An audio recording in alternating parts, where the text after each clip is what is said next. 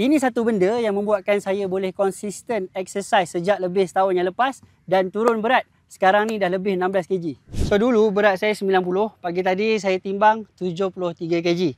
So apa yang saya ubah bila saya kenal personality otak dominan saya. Otak dominan saya adalah otak thinking di bahagian kiri atas. So orang yang otak dominan di kiri atas ni, cara exercise dia adalah pendek tapi ada momentum ataupun acceleration ataupun kita panggil sebagai sprinter.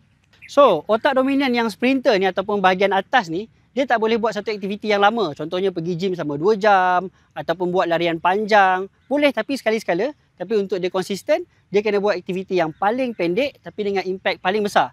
Jadi saya decide untuk sprint. Macam pagi tadi, saya lari 4 km dalam masa 22 minit. So, dalam pace 5.35. Jadi anda yang masih belum konsisten exercise, mungkin dengan mengetahui personality otak dominan anda, boleh bantu anda konsisten lepas ni. Yang penting, buat je.